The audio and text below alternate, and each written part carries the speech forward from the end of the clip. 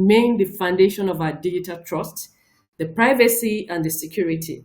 So this conversation is especially relevant to Africa. I'm trying to make it Africa because Africa is the victor of the technology. So as our economy and institutions, citizens increase operate online, so our ability to build confidence in the digital system depends on how well we can secure our data, protect the users, both young and old and adults, and also strengthen the policy frameworks around privacy and technology. So at DefComm Solution, our mission is simple: to help bridge that gap between innovations, security, and education, and to equip people and organizations to strive safely in this connected world. So I'd like to thank our distinguished speakers, partners who've made time to be part of this global dialogue, and to all the participants joining from different parts of this world. Thank you for being here. And without further ado, I yield my mic to our moderator, Mr. Fortune. Thank you.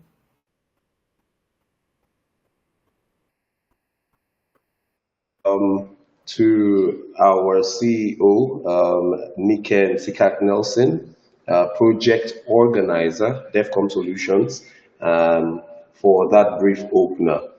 Of course, you've set the ball rolling, and with this, we have the momentum to carry on with the event for today. I also want to welcome every participant here to the Global Encryption Day 2025 as expressed by DefComm Solutions in partnership with the Global Encryption Coalition. It is a very, very instructive theme here today: strong encryption, stronger future, defending trust in a connected world.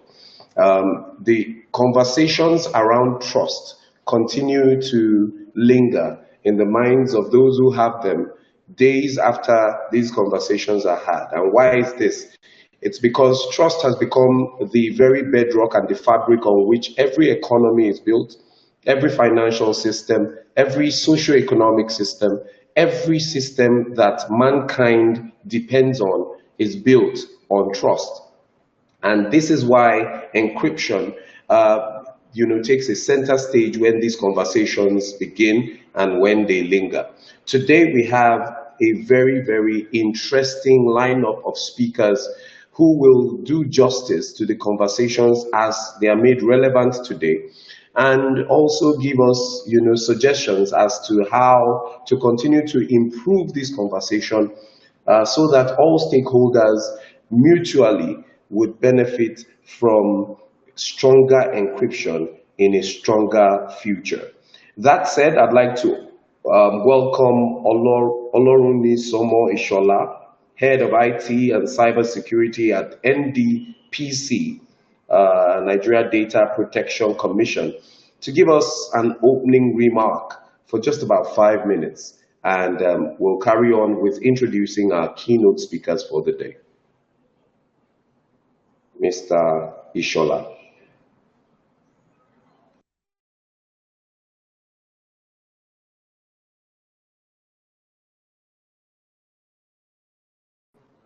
I want to be sure that Mr. Ishola did hear me.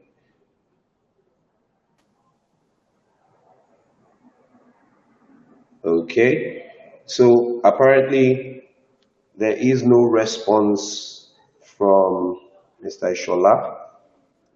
We might have to. His mic is on.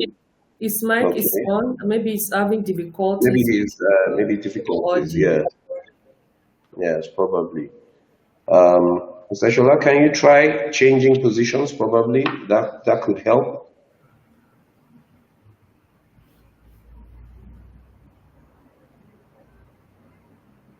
Okay, so while we wait for that address, let me let you in on some of the that we have here today. I hear you now. Speaker. Hello. Okay, Yes, it's on now. All right, great. Hello, can anyone hear me? Yes, we can hear you. Okay, Yes, all we right, can. good. Thank you very much. Good afternoon once again. Sorry, apologies. I had a technical challenge with my mic. That's the reason why you couldn't hear me while I was talking. Good afternoon, distinguished guests, ladies and gentlemen. Thank you for having me on this wonderful platform. I'm standing in gap of my national commissioner, that's the person of Dr. Vincent Olatuji, that's the CEO of Nigeria Data Protection Commission. He would have actually be the one to join us on this wonderful occasion, but he's currently engaged in another activity as we speak. So permit me to stand on the already established protocol to give the opening remark on behalf of the National Commissioner. It is an honor to join you today on behalf of the Nigeria Data Protection Commission as we commemorate the Global Encryption Day 2025 under the theme Strong Encryption, Stronger Future, Defending Trust in a Connected World.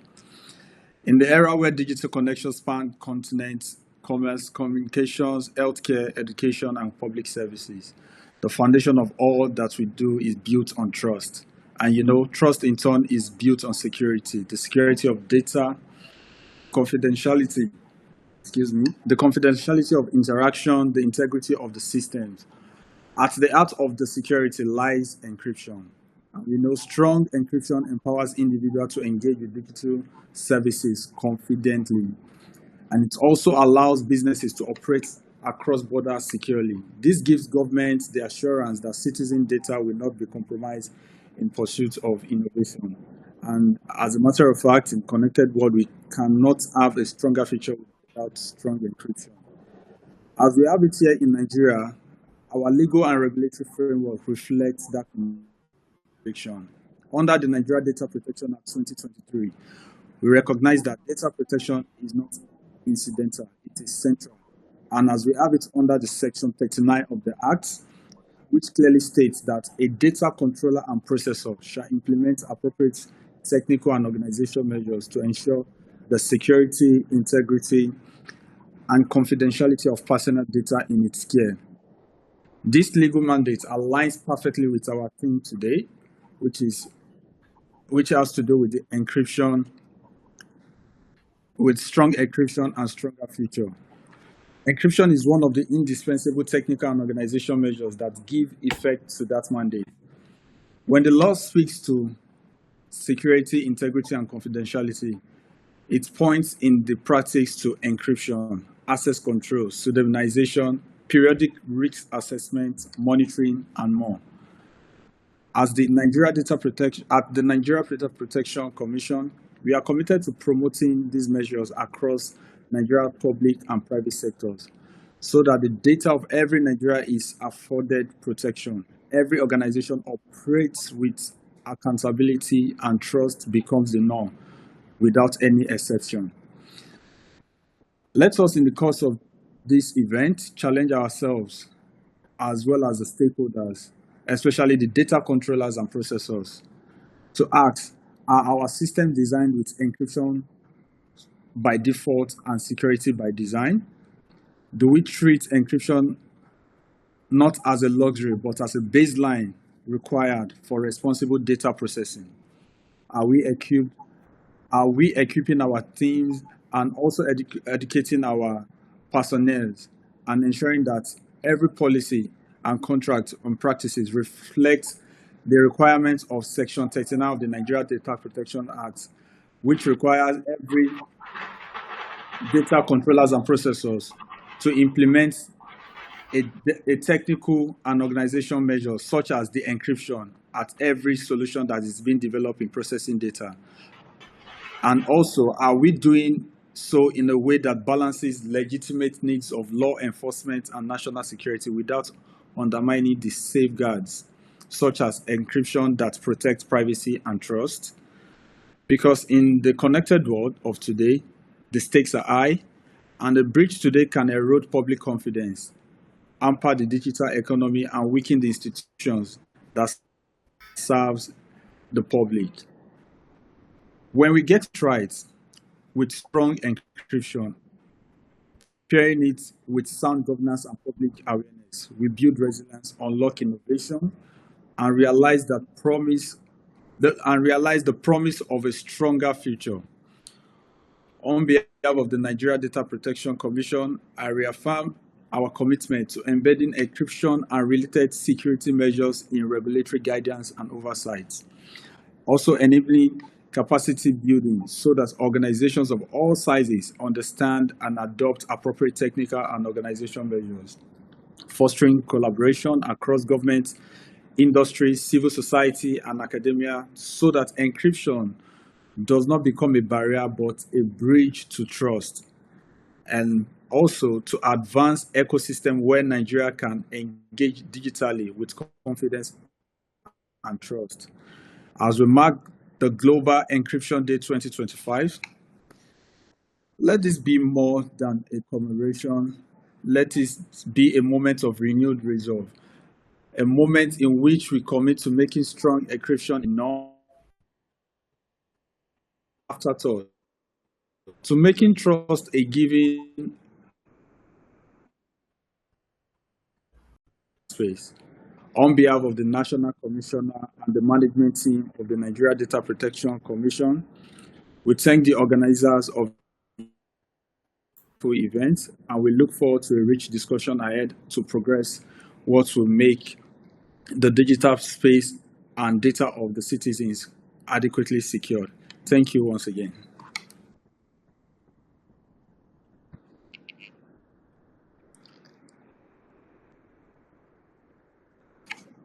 Hello. Yes, we can hear you. And of course, thank you very much for that very insightful speech, Mr. Oloruni Somo Ishola, Head IT and Cybersecurity, NDPC. It's a very, very encouraging statement to hear the resolve of the Nigerian government and the NDPC on their commitment towards improving the landscape for all who are stakeholders in this area. Some of the highlights of what you said centered around how important it is not to undermine the safeguards, the safeguards and those critical elements of encryption, so that trust is not weakened. And talking about strengthening trust, we have three keynotes today, and these keynotes, are centered around building trust on all fronts. The first conversation will be encryption and digital trust. How does strong encryption underpin digital trust in today's increasingly connected world? What are the biggest challenges organizations face in maintaining trust while implementing encryption solutions? And the ideas that can come out of these conversations going forward. I would like to introduce our first keynote speaker today. I can see Padmini looking really radiant. Hello, Padmini, good to see you, and thank you for your time. Thanks, Fortune. Yes. Yeah. All right, so let me do a quick introduction for those who have not met or interacted with your pedigree before. Padmini Rajan is a global executive, a board advisor, and thought leader with deep expertise in technology, professional services, and cybersecurity. She led an $80 million plus in dollars P&L portfolio, driven double-digit revenue growth and scaled operations serving 900,000 plus users across 170 countries. Her career highlights include building AI-driven cybersecurity operations that improved global response times by 50%, leading enterprise-wide transformations that delivered 19% year-on-year growth, and co-founding ventures that delivered India's first GIS solution for government reforms and the nation's first telemedicine platform. As a recognized industry speaker, panelist, and blogger, Padmini engages with the tech community, boards, and global forums on enterprise strategy, risk, and leadership transformation. She is also an equity, diversity, and inclusion champion committed to shaping high performance, people first cultures. Currently, she serves as the Vice President, Project Southeast Asia at DAPL IT Services, SDNP.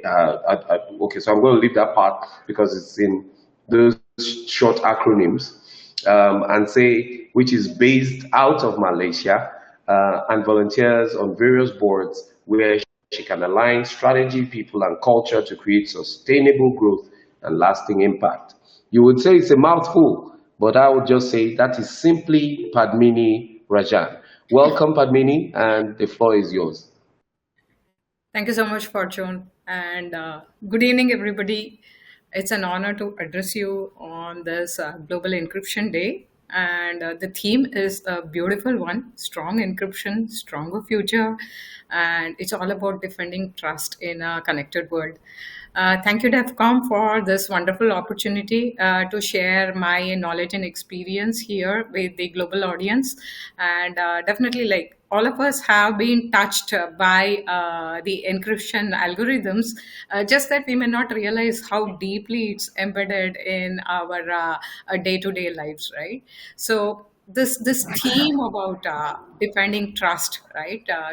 The theme for today's talk, as part of this global encryption day, is it's profoundly important, right?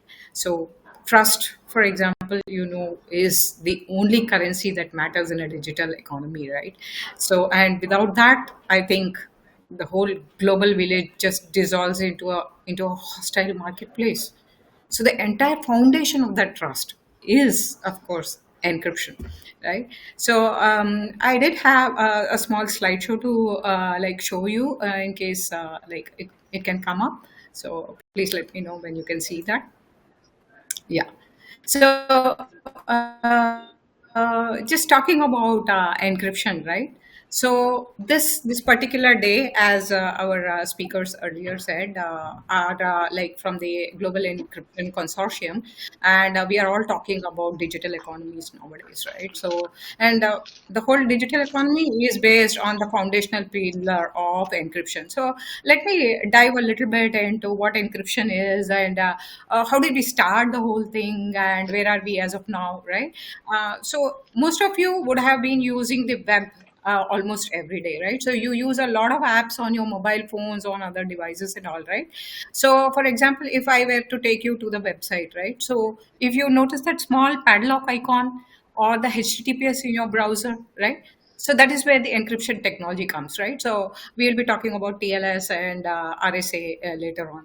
So, for example, if you are on Signal or WhatsApp and Proton Mail, for example, right? So these platforms also use end-to-end encryption, right? And we call it E2EE in our parlance. And this is where only the sender and the recipient can read messages, right? So you have a safe communication with whoever you have on the other end, right? Similarly, if you are into banking, right? So almost every day you'll be using your chip cards. So the chip cards will be like authenticating you when you are in an ATM, or when you are like withdrawing money, depositing money. You also like encounter OTPs on your mobile devices, right? And then you may be asked to do a two-factor authentication as well, right? Which we call MFA, multi-factor authentication, right? Which like generates a unique single-use code for each of these transactions. So if you were doing payments, for example, Apple Pay, Google Pay, they all use tokenization, right? And then if you were, for example, using devices like Google Mail, Gmail, right? Or any other mail, for example, they use a full disk encryption, right? So this scrambles all the data on your device. So irrespective of whether you are on your mobile phone or your laptop or on a desktop, you're able to see the same information very securely, right? There's nobody eavesdropping there in the middle, right? So the whole thing about all these things, especially with the newest technology like digital signatures, right? When you can just sign without like having to have a paper document, right? So you just send over a contract or another important document with just a digital signature which has been verified. You have procured it securely and you're using it securely, right? These all use encryptions, right? So we have been using encryption for ages, folks. So I think the entire encryption algorithm, right, or what we call cryptography, right? So this is the art of secret writing, right? It's not a modern invention at all. It's actually been a fundamental part of our human communication ever since we started talking, right? I mean, birds use coded languages, the animals use coded languages, we use coded languages as well, right? So the ancient world, they actually breathed and lived on cryptography. So the issue of privacy, just like we have today, right? It was a big concern back then also. Like, for example, there were secrets that had to be passed on to somebody or someone without the interference of any third party, right? So most of you would have seen pigeons being used, right, to carry on messages. What if the pigeon was intercepted in between, right? So that sort of thing happens, right? So there's a lot of the previous slide, please. So I was just talking about that, right? So the earliest cryptography that we see, right? So that is actually based on the ciphers that we created, right? Nike, if you could go back to my previous slide, the one previous as well. Yeah, right, right. So we are talking about 1900 BC when we got the first evidence of the Egyptian ciphertext, right? So in an Egyptian tomb. And then come to like say 400 BC, we have something called the Spartan sky tails, right? So you had like a leather wrapped around a rod, and the sender would send the message, and then the receiver would also get the message, but anybody opening it in between would see only gibberish, right? So it had to match the exact diameter of the rod, right? And one of the most famous ones is the Caesar cipher, right? Around 100 BC, started by Julius Caesar. He had a very simple substitution cipher where, for example, he used three places. So, for example, A became B or E, and then B became E, that sort of thing, right? So it became like a sort of substitution cipher. But then we also see the Bible mentioning the Atbash cipher, right? So where the letters were swapped with the first and the last, right? So A became Z. So these are like various kinds of ciphers we have already been using in the past, right? So very, very interesting stories if you were able to go backwards and see that humans have been using ciphers for a number of years, right? So cut down to like say Middle Ages, we see the Visionaire cipher, right? So these are like keywords then which are created to interview multiple Caesar ciphers, right? So this is like an advancement on the Caesar cipher, and then we have it lying for about 300 years before the next person could break it, right? So come to like the Mesopotamian trade secrets, right? So we see all these ancient clay tablets. They had enciphered formulae. So maybe this was not meant for the military purposes, but then it also meant like the earliest intellectual property protection sort of thing, right? So a lot of Indians here have joined, I would see, and I would probably like touch upon a few of the ancient Indian ciphers that because I am an Indian and I would love to like refer to my glorious country's past, right? So the Sanskrit consonants, for example, those of you who are familiar, right? So the ka, kha, ga, ga, na, and the ta, tha, da, dha, na, right? So this Katapayadi system that was invented, the Sanskrit consonants were assigned numbers 1 to 5. So instead of saying ka, kha, ga, ga, na or using those alphabets, the numbers were used, right? So the person who was sending the encrypted message and the person who was receiving the encrypted message, right? So he would decrypt it, and then he would like definitely understand. Okay, so I have to substitute ka for one, right? And then I would read the message, right? So I mean, one of the most fantastic things that you can see. Most of you are familiar with Valmiki's Ramayana, right? So the first letter of each of those 1,000 verses, right? It has 24,000 verses. You get the Gayatri mantra, the Tatsaviturvarenyam Bhargo Devasya Dhimahi, right? This is encoded in the Ramayana. So Valmiki already back then was using ciphers, or rather encryption, in order to put in all that knowledge within the current texts, right? So that the knowledge would be passed on, and then people would be able to like carry it on across generations, right? So this is how like it happened in the earlier times, folks. Very, very interesting stories that you find, right? So I just collected a few of them. So coming to like modern day, Nazi Germany was using a very, very important machine called the Enigma machine, and they were very, very sure that it could never be broken. All right. So there is a very interesting story where the German foreign minister, right, Arthur Zimmermann, he sends a coded telegram to the German ambassador in Mexico and talking about the war against US. Right. So this message was intercepted by the British intelligence, but they were not able to decode it because the Enigma machine used to like generate millions and quadrillions of kinds of settings, right? So then Alan Turing, who was a very brilliant mathematician, he came together with the consortium from international the bodies, and he could break this cipher. So basically, he shortened the World War II by 2 to 4 years because right after the cipher was broken, US went to war against Germany, right? So World War II was based on a cipher which was encrypted, but it was broken, right? So similarly, we have stories of the Navajo things, right? The code talkers. So you can talk about that as well. So, modern day encryption, what does that mean? So, it all started with a code called Lucifer, which came from IBM, and then it later became the data encryption standard. But this could be easily broken.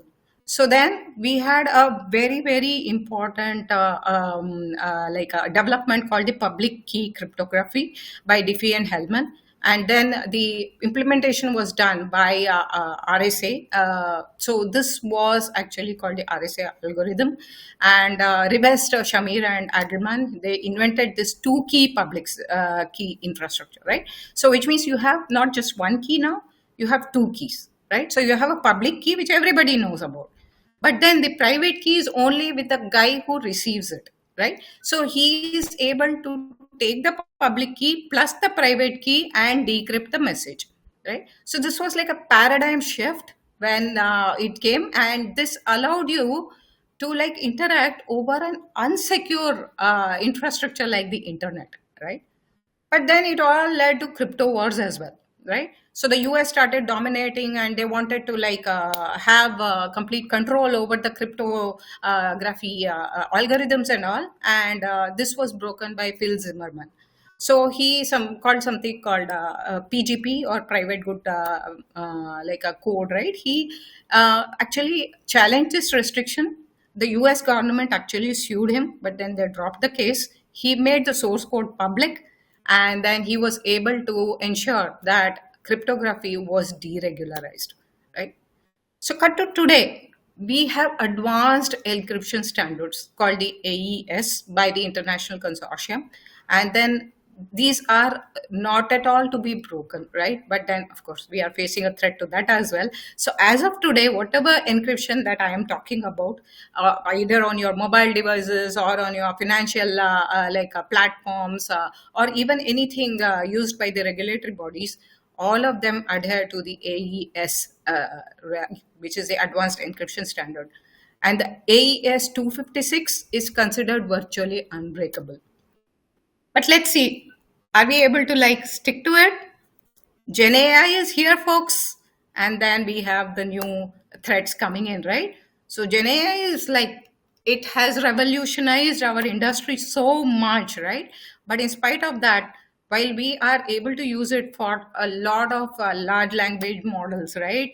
Like we use that massive amounts of data, right? For example, just imagine what could we have done during COVID times when the entire infrastructure was like almost contained, right? And then we had millions and millions of data points across the globe coming in. It couldn't have been processed by even say 10 lakh human beings, right? We needed a large language model to be able to extract all that COVID data and make sure that we see the trends, the demographic trends. We also see which medicine needs to go where and things like that, right? So LLMs have revolutionized the industry, and we are using Gen AI both for good and bad, definitely. So we are using it for, say, advanced threat detection. We are using it for phishing prevention, identity and access management, and also vulnerability management, right? We are also going towards new things called the privacy enhancing techniques, right? At the previous slide, please. So I was just talking about that still. So the privacy enhancing techniques, right? They use something called homographic encryption, right? But then we have Gen AI being misused also, right? So you have these parasocial relationships where the youngsters, especially, I would definitely see a lot of youngsters in this audience who probably think AI is best companion compared to a human companion, right? But then they get so deeply into a relationship with the AI, which seems so real that the AI could be used for manipulation, right? You have deep fake extortions as well. Folks, how many of you have put out all your images out there on the web and you don't know where all it has ended, who all might be seeing it and might be manipulating it, right? And there could be like blackmail and extortion being happening, ransom being collected, right? So we need to like really wake up to the threat, right? And then of course you have phishing attacks. Like earlier we very well knew if it was a http not to click on this, and https only is secure, but that's not the case anymore. Even the AI can clone and seem very very real. It's so difficult now to detect a phishing email as well, and all it takes is just one human error to break the chain, right? And then they are all in, and it could like blow into a huge disaster, which a lot of individuals are facing today, as well as a lot of organizations, right? So but then what do we do next, right? So we will need to like enhance our LLMs and our PETs, and we should be able to like go ahead, right? So that's what all organizations are doing currently. But then we have a new threat coming from the quantum computers, right? So we have something called the Shor's algorithm, and this is able to break the RSA algorithm, which is supposed to be the most secure encryption technology as we have today. And NIST, for example, is working with all organizations with the standards and bodies all around the world to be able to like come up with a solution to this problem, right? So we are anticipating that the AES RSA could be broken in the next 10 to 20 years. So this is like a huge threat, given that all of us are on the web. We are not able to survive anymore without digital transactions. We are linked to each other physically, socially, emotionally, financially, and organizations are doing their businesses online, right? Digitally. We do need the post quantum cryptography to be the solution, right? So folks, I would definitely want all of you to like reminisce a little bit on how this can be such a danger. So for example, if you saw Mission Impossible Dead Reckoning, right, he is battling against the entity, right, which is actually an artificial intelligence machine. The same thing happened in the Great Hack, for example. If many of you have seen this, right? There is this artificial intelligence in the form of a young boy. So people wouldn't even imagine that artificial intelligence could attack them so viciously, right? So in the Creator, for example, right? In the Great Hack, it's all about the Cambridge Analytica scandal, where possibly your data, my data on Facebook had been used, abused, and misused by threat actors, right, to be able to do a lot of damage, right? So this film is also very interesting if you want to like pick up and see how encryption would help. And then there is also this M3 GAN, right? The Android, which is created by this brilliant scientist, Gemma, and it turns out to be like a vicious threat, right?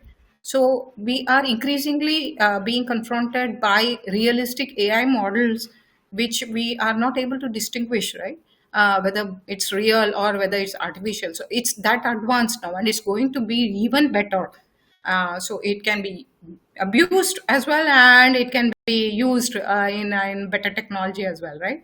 So I would definitely want all of you to take this as a wake up call and secure yourselves and like make sure that you are on the cusp of like taking digital literacy as a very very important step in your own professional and personal development, right? Now, coming to this question, right? Why are we celebrating Global Encryption Day? I mean, why am I talking about encryption on this particular day, right? So basically, we want to create awareness and we want to show people what are they up against, right? But then we have a threat actor in terms of the governments themselves as well. You know what the governments want? They want us organizations to make the private key also public, right? So they want to like access encrypted communications for investigating terrorism and serious crimes, like there could be a lot of gender related crimes, war related crimes, right?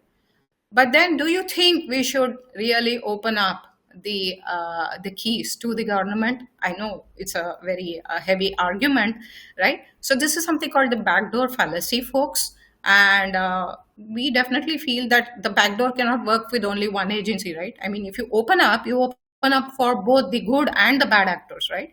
So while the enforcement and law, legal companies and the institutions can make sure that they can solve crimes faster because they are able to go over the encryption algorithms that companies have developed, but at the same time it could expose us and our data to the bad actors as well, right? So hackers, criminals, foreign states, we don't know, like it could be state sponsored terrorism as well, like which could definitely take advantage of this, right? So I would definitely like refer you to the San Bernardino case, which happened recently, where the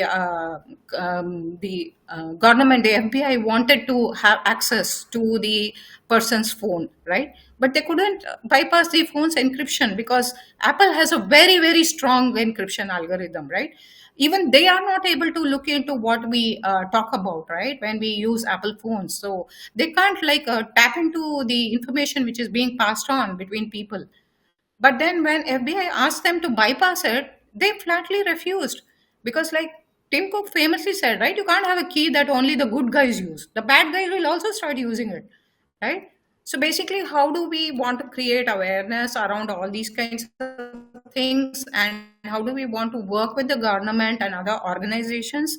That is where the Global Encryption Day comes into picture, folks. So we want the trust to be defended in a connected world.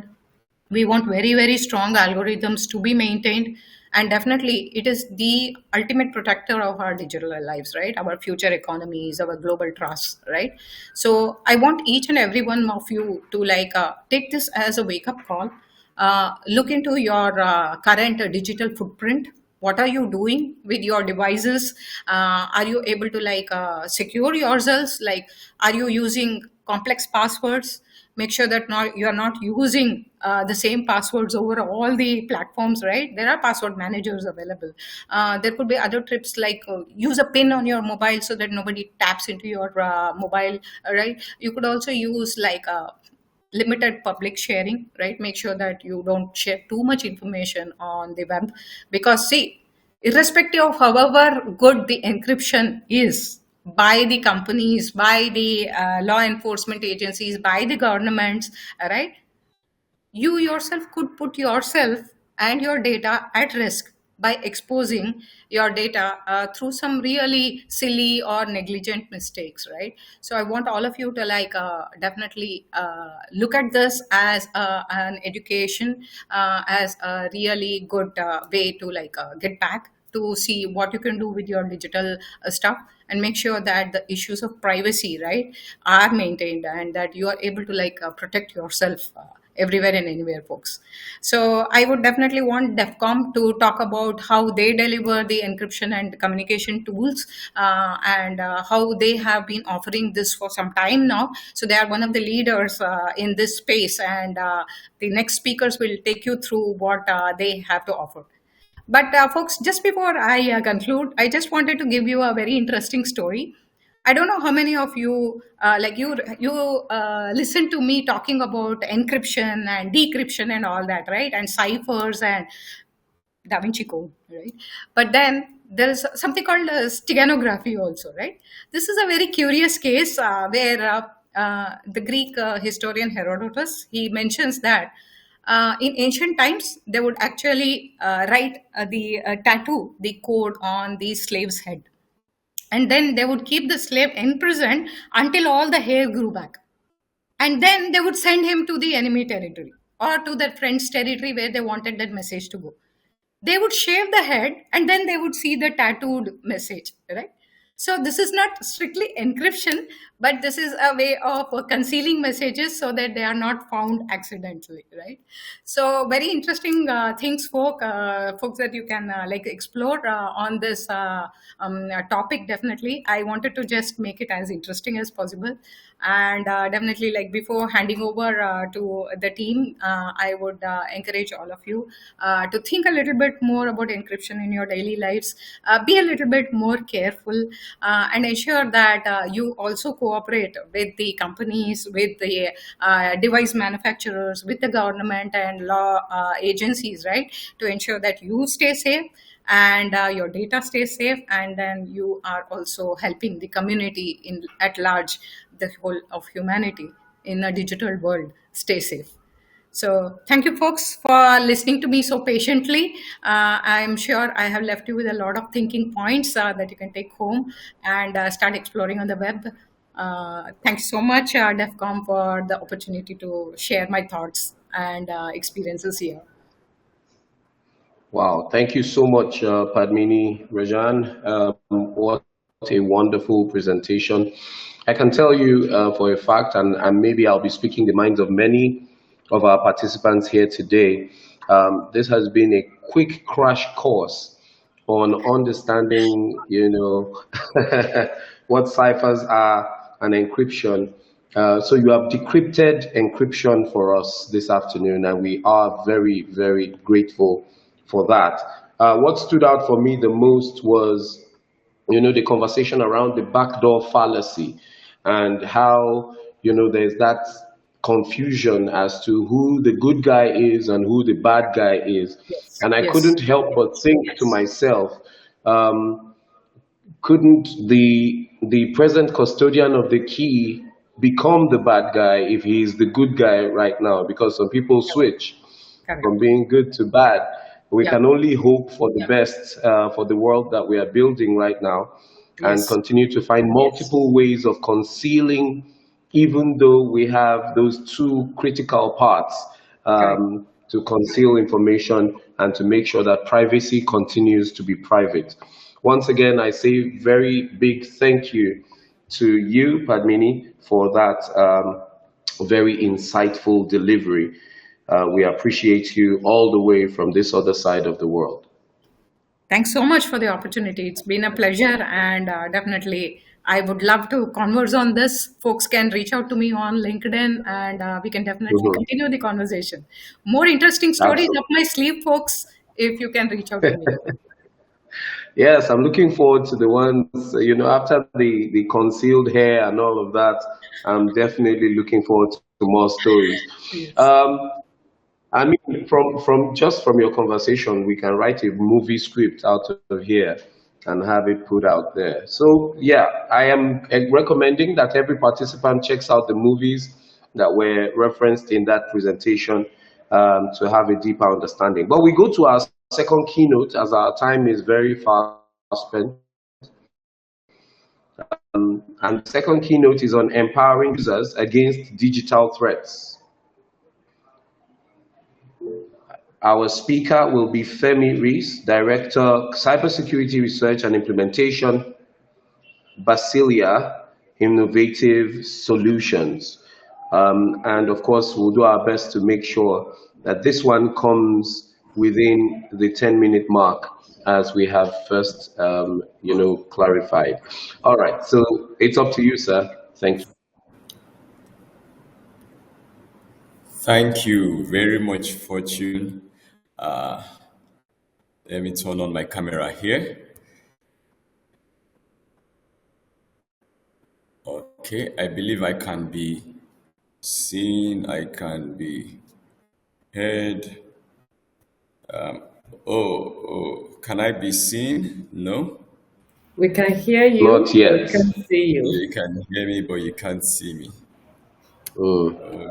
So I might have to switch this. You sounded very much like John Cena when you said you can't see me.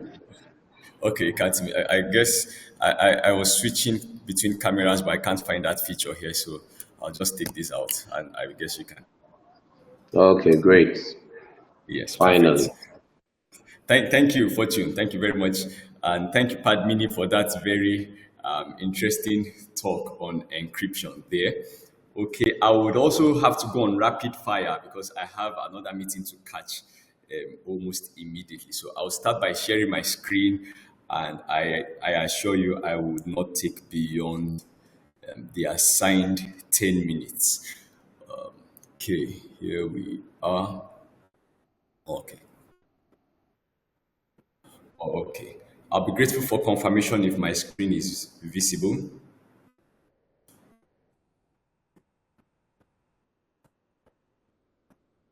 Yes. Is my screen visible?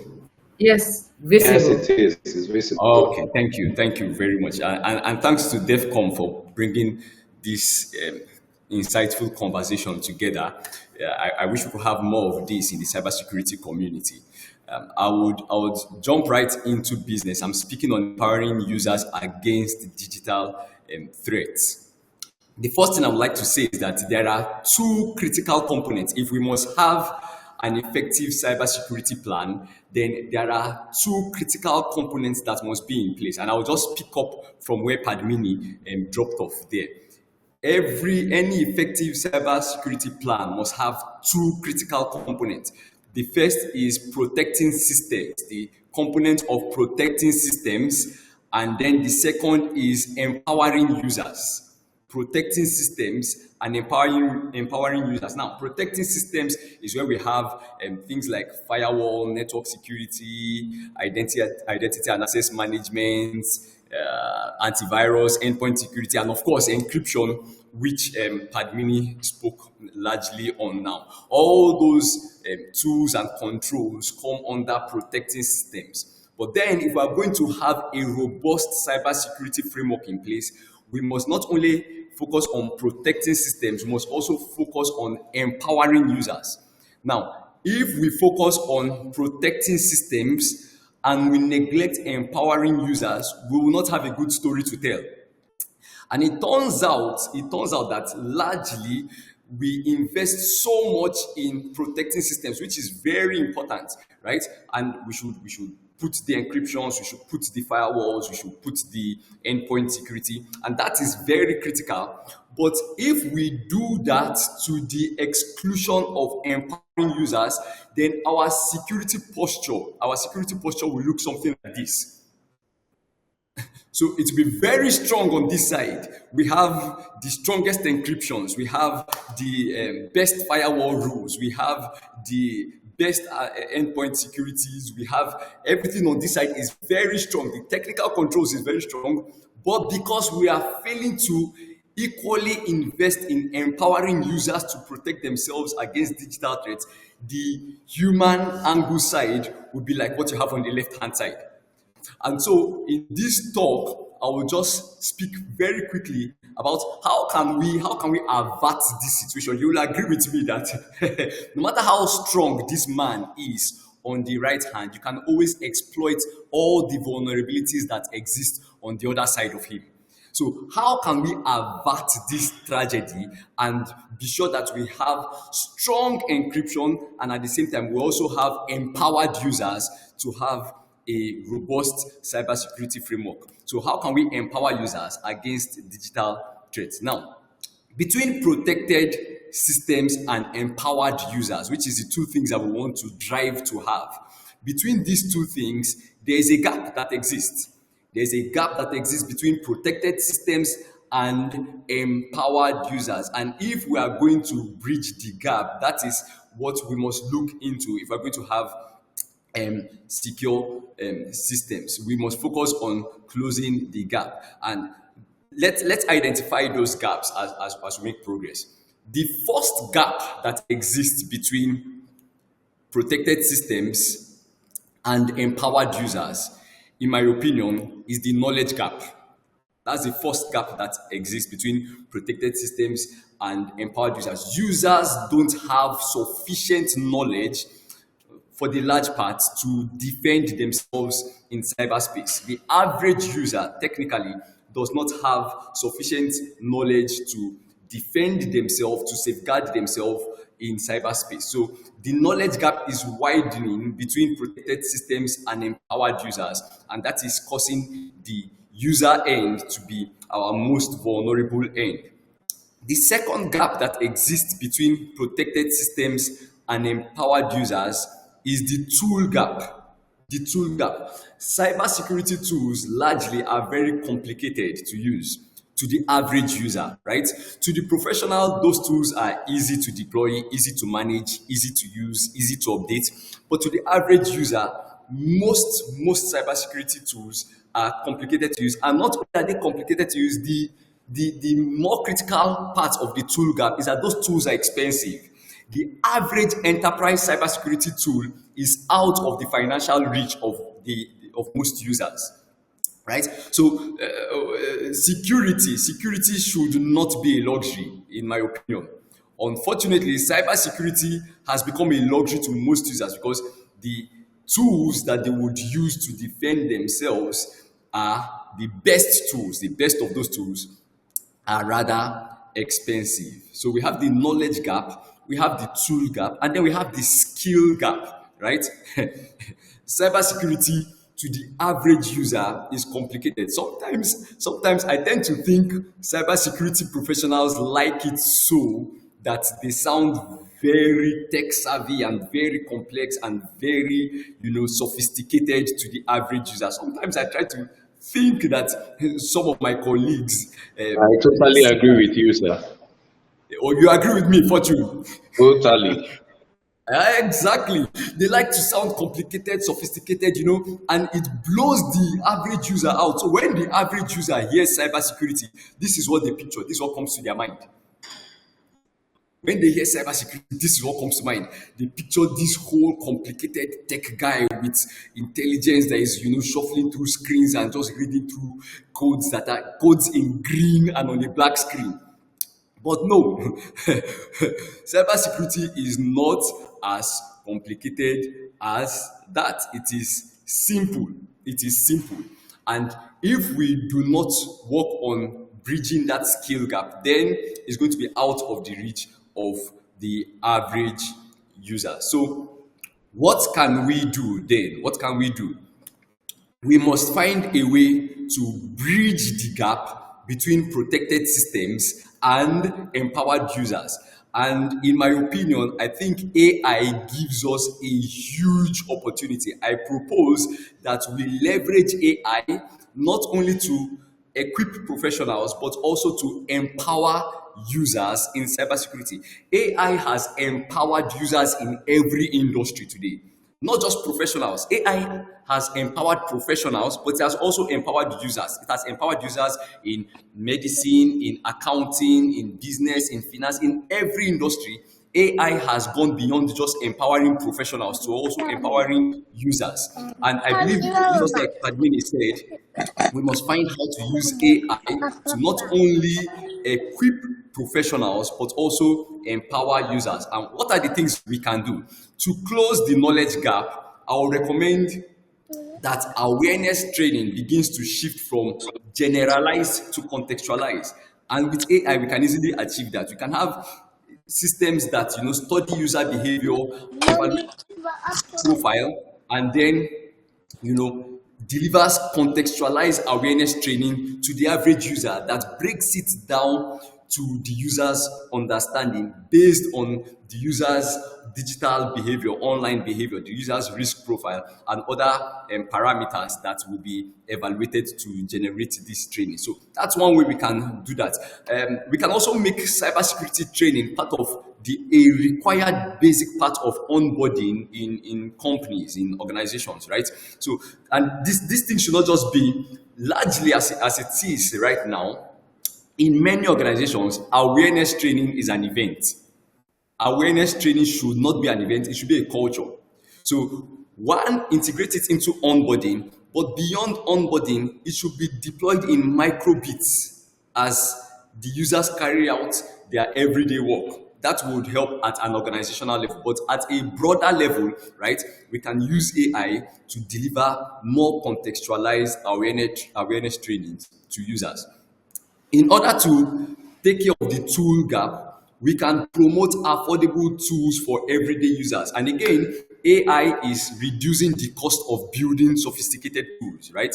And there are many open source tools that we can promote. Sometimes, again, I wish more cybersecurity professionals will promote open source tools that are safe and secure. And I want professionals who are thinking of how can we leverage AI to build tools that are effective and affordable. Cybersecurity does not have to be expensive. So we can bridge the tool gap by promoting affordable tools to everyday user. And thirdly, of course, there's a whole lot more to say, but I'm just limiting myself to these three.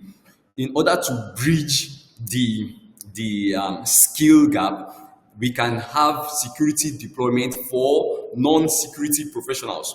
What do I mean? Can we leverage AI to have cybersecurity deployment for non-cybersecurity professionals, such that we move from command line interface to natural language? Somebody can, the same way you communicate with ChatGPT, can we have tools, security tools, and there are several tools like that you can communicate with natural language, and it will help you deploy cybersecurity to your infrastructure? Yes, there are, and we can have more tools like that. Like I have said twice in the course of my speech, I say it again, security of life and property was never meant to be a luxury. Now, when we are talking about physical security, everybody agrees that yes, security is never meant to be a luxury if the property is physical. But once the property becomes digital, then the debate begins. If the security of property, physical, is not meant to be a luxury, then I believe the security of property, digital, is not meant to be a luxury. But until we get to the point where we put the knowledge, put the tools, and put the basic skills in the hands of users, we might not really be able to empower them against the threats that lie out there. And that's why I'm grateful for conversations like this. I believe with more conversations like this, they will trigger the starting point where we can have protected systems, we can have empowered users, and then we can have a safer digital future. Thank you very much for your time, and I look forward to future events by DefComm. Thank you. Wow. That's all I can say. Having heard all of that, we are so grateful to you. This basically, I mean, with simple pictures, just like you spoke about, making cybersecurity tools are, easily accessible to the end users, to users, and all of that, to everyday users. This is how you have made your presentation also very, very easily understandable with those very simple, images. I really do appreciate that in your presentation. So our second speaker was Femi Reis, Director of Cybersecurity Research and Implementation at Basilea Innovative Solutions. What stood out for me, and I know that every one of us would probably have many different aspects of that presentation that stood out for us. I saw even our first speaker, she was nodding throughout. Basically, I know that there are also aspects you would like to add to the conversation. But for me, we are to move from generalized to contextualized, empowerment schemes. So not just generalized, but contextualized, so that people can, apply them to their everyday situations, understand how to use them, and also be empowered enough to be able to apply them. And then this one stood out for me, sir. All forms of security should be globally accessible, regardless of your status, regardless of your inclination, regardless of your faith, regardless of your origin. All forms of security should be globally accessible. I want to thank you again for that presentation. It's sad to know that you have to leave very soon for your meeting, but we do appreciate you for this time and for joining us on this conversation on GED 2025 put together by DefComm Solutions. Thank you so much.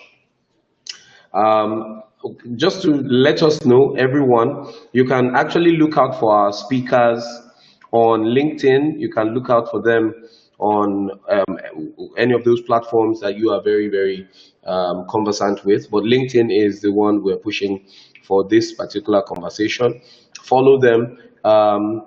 You can send questions directly. I already followed Padmini. I have a lot of questions. I'm going to be sending them down. And of course, Mr. Femi as well on LinkedIn. Femi Reis. Reis is spelled R-E-I-S, if I'm correct. And of course, you can find him there as well. Our third keynote is going to be delivered by someone who I am very familiar with.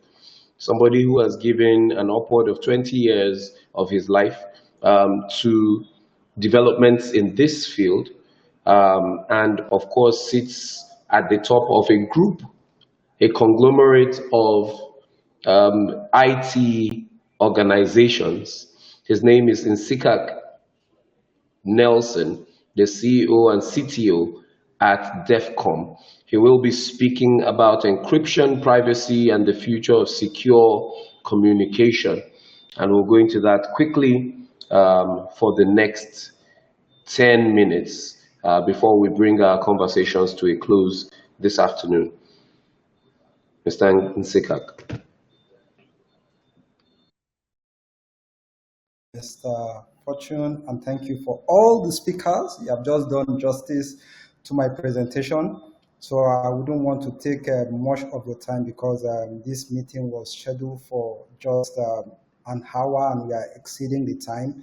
However, I will just put a recap to what everybody have just spoken. So my own perspective has to do with the data sovereignty and trust, the African way. We all know that the times we live in now, especially for those of us that are in Africa, we are all connected. For me, I would say that we are connected with vulnerabilities. Now, the reasons why I would say that we are connected with vulnerabilities is because from all our communication to collaboration tools that are being used within us and government have some level of, or some certain level of espionage. These data are being taken from us knowingly or unknowingly, right? So it gives us this kind of risk and exposure to surveillance system, which we all know that most of the top technology players have in quote. However, the fact, the statistics by ITU 2024 state that 85% of African digital communication traffic is routed through located server outside the continent. So it brings worries or it brings worry to everyone that I'm connected with my technology, with my devices, with all the platforms, and these things are taking so much than what is giving us in return. But again, our message here for you is that you should trust your digital independency, begin with control over communication infrastructure, and then the key, which is the encryption, is the key which we need. Now, I'm also going to take you a little into the foundation of privacy and trust. As you all know, students of cybersecurity, we have often hear the CIA, the three component of information system, is similar applicable to encryption module, but however, for us, we believe that the encryption is the back door of privacy. So, meaning that we can all sit here to be talking about privacy, but if encryption is not sorted out, right, we are totally doomed, right? Because if we take us back in the days where application was being developed with the plain text, stuff were being stored on the server with the plain text, at that era, hacking was very easy and seamless, but now with the help of encryption, it's making things a little bit tougher, right? And at the same time, it's protecting our privacy in a way that, again, it brings us down to the 4 tiers of privacy and trust, which has to do with confidentiality, which we all know, no authorized access, and then integrity, which is always a major concern. Then authentication, which has to do with identification verification, which is very important. And lastly, we will be looking at the non-repudiation, which is action can be denied in any ways. But again, I will leave you with this a slogan that says that without encryption, privacy is impossible. And without privacy, there can be no digital trust. And having said that, I will just take us a little into the African privacy landscape. So we are hearing a lot happening here in Africa, right? And we have some key countries driving this. So again, the progress we have made, we saw Kenya in 2029 started their Data Protection Act, right? And they opened an office for their Data Protection Commission. And again, in 2020, we then extend that, it extended to South Africa, which also have their POPIA, which is Protection of Personal Information Act, which is in place. But again, the big brother, which is Nigeria, also extended its own to a legal framework for privacy and data protection. But again, with all the privacy we are talking about, right, there is still challenge. And I think this is a right forum where we have engineers, we have people from the compliance and policy aspect listening to us to think in a broader perspective.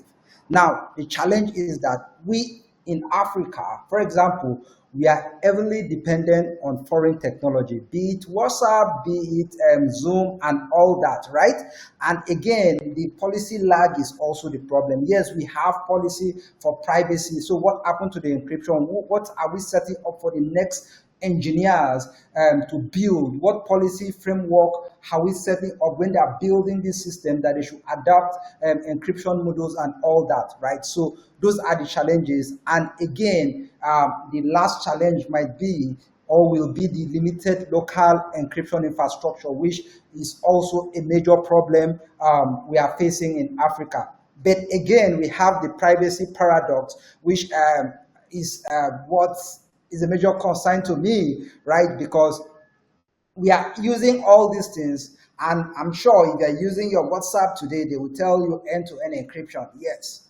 But at the end of the day, the encryption keys, the data storage are not residents with us, right? They're residents within the foreign servers. So again, I've just highlighted like 4 companies to just show you the projections. Take for example, WhatsApp, right?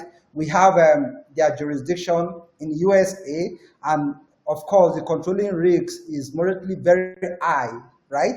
And then you can see their data residency, which happens to be US and Europe. Again, no Africa.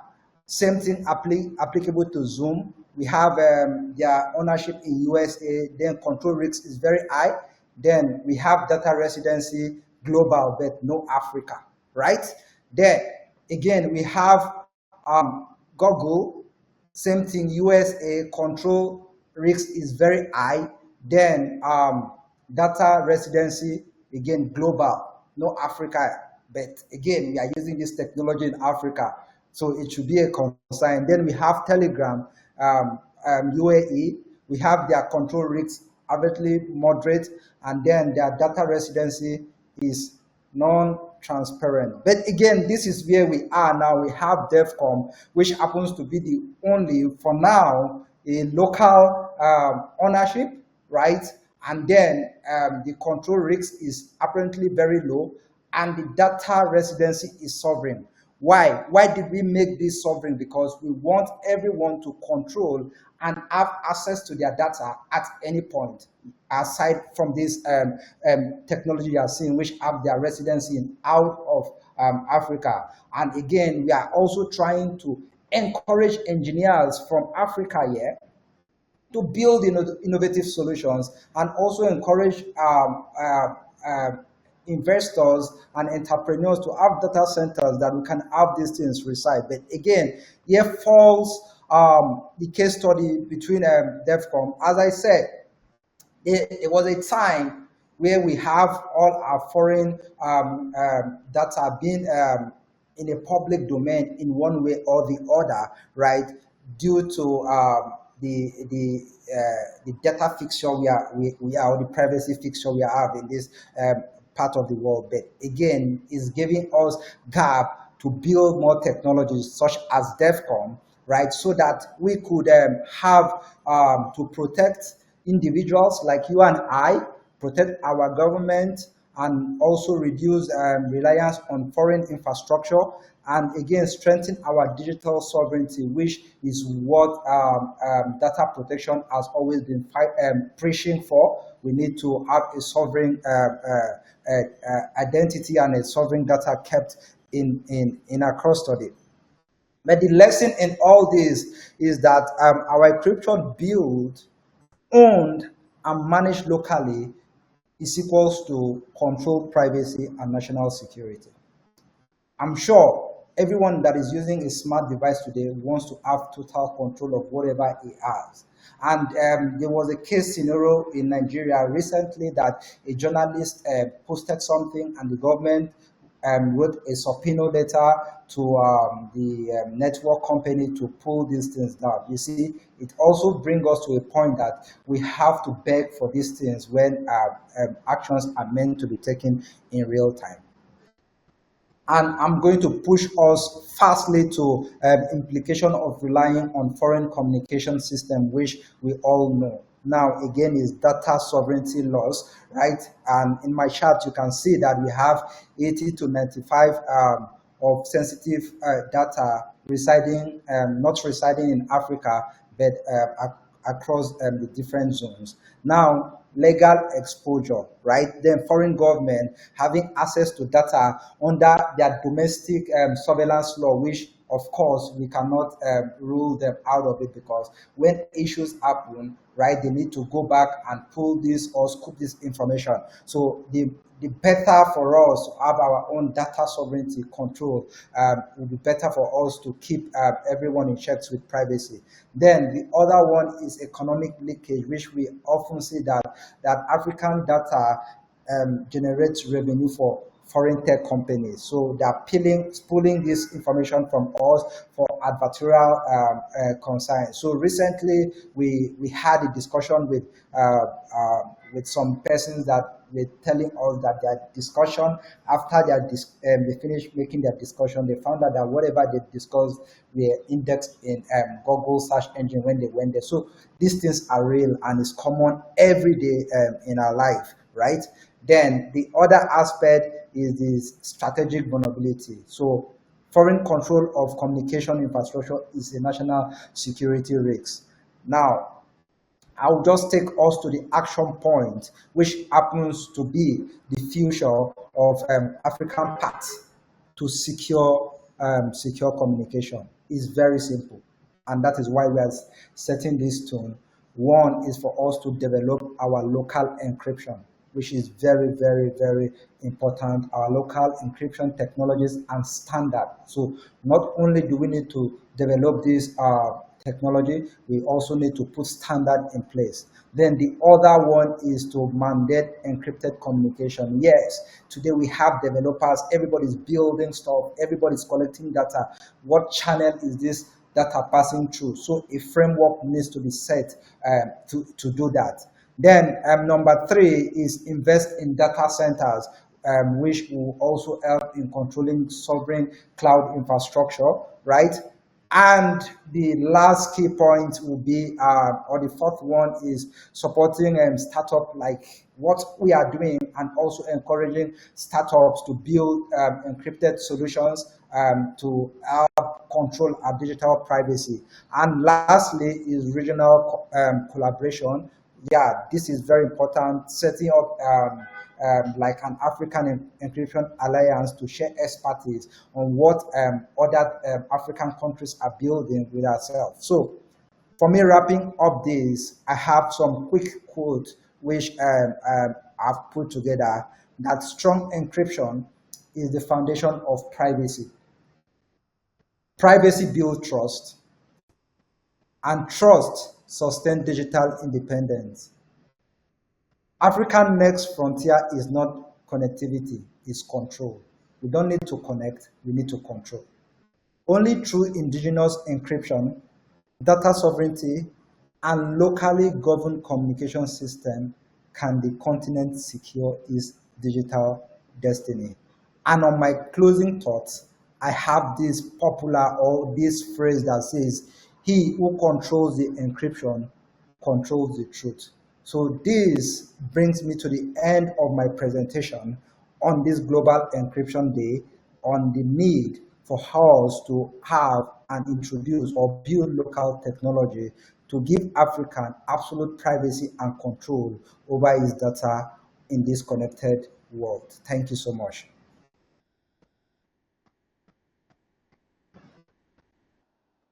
Thank you so much, Mr. Nsikak Nelson, CEO at DefComm and the works. What a presentation. And of course, even though we did spill a little bit, we are grateful that we're able to get through that conversation. One of the things that stood out for me is the fact that, every single continent, every single state is in some way, because of the distrust that does exist between the different regions of the world, still trying to find a way to at least control their own infrastructure. This last statement gives us a clear picture of what Africans and Nigerians are thinking about.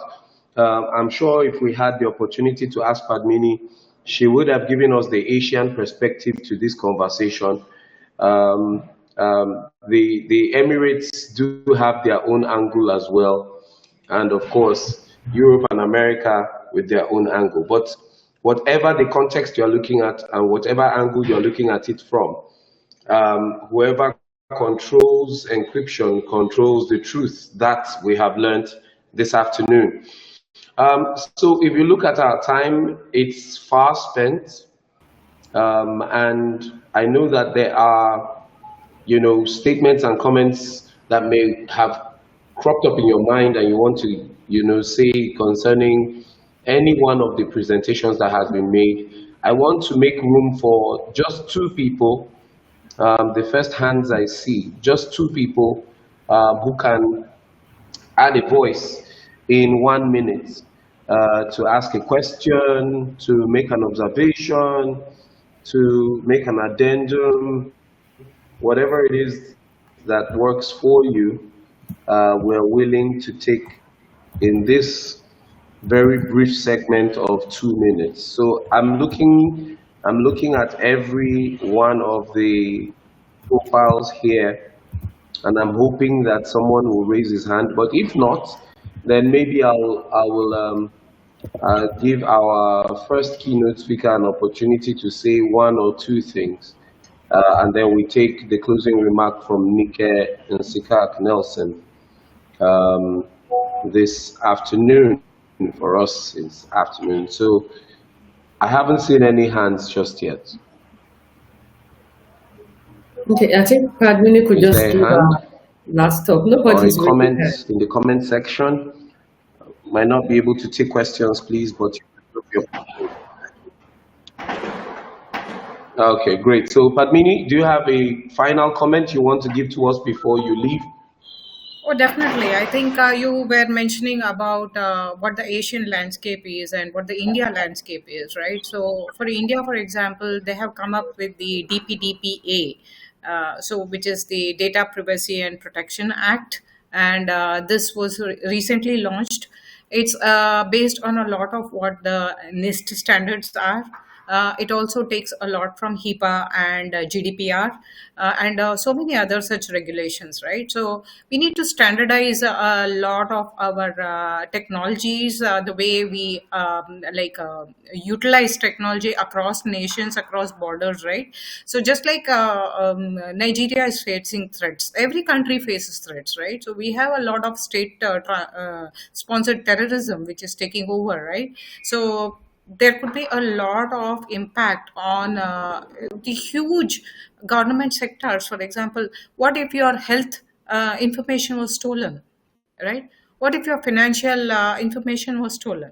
Uh, what would happen if, for example, you just like let your entire data be breached, right? So people could defraud you, extort information from you, and then money from you, right? The same thing can happen with organizations, with governments.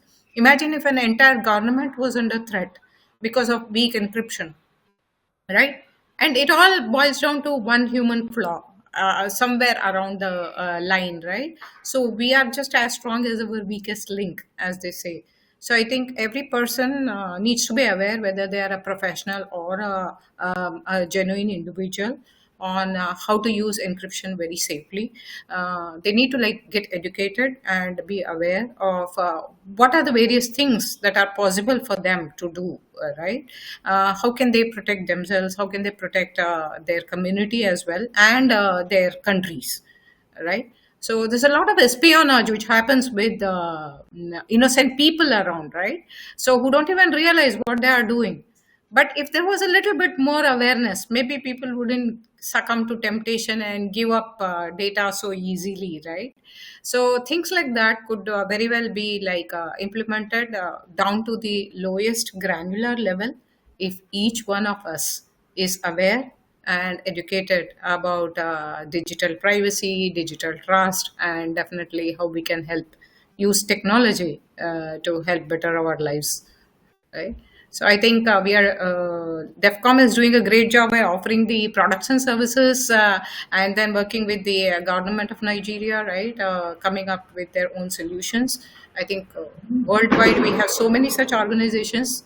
I would definitely want everybody to like encourage the use of such encryption algorithms. You need not be technical for that, right? So, So thank you very much, Padmini. For today. Yes, Nike is taking the floor right now. Okay. Thank you, everyone. Thank you for your being part of this year participation event, G-Day commemoration. So thank you from our speakers, from Padmini, Rajan, Femi Rains, Nsikak Joseph, and our amiable moderator, Fetchin. So, and we've heard the powerful insights from the critical roles encryption plays in the protection data system, ecosystem, awareness, the innovation, and the collaborative strengths taught online. So on behalf of DefComm Solution and our partners at GED Coalition, I want to sincerely thank you once again for sharing in this expertise and for the audience engagement. And like I say, drop your question. We'll try to reply back to you through our speaker, and you get mail from us. So I just to update you for what we are doing at DefCon. So we are building a capacity building program in cybersecurity, awareness, and digital safety.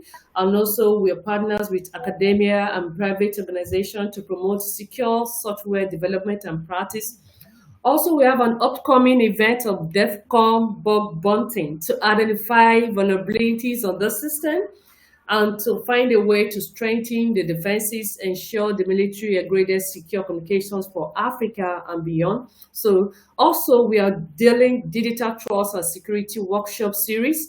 Something like this will be coming on a regular where we bring expertise and shares and there. So we invite you to stay connected with us, join our mailing list, collaborate for our future program, and continue to advocate for safer, more trusted digital Africa. Thank you once again for your time, your insight, and your commitment to have strong encryption and a stronger future. Have a great day and stay secure. Thank you very much. Thank you, everybody. Thank you, DefComm. Bye-bye. All right. Bye. Bye.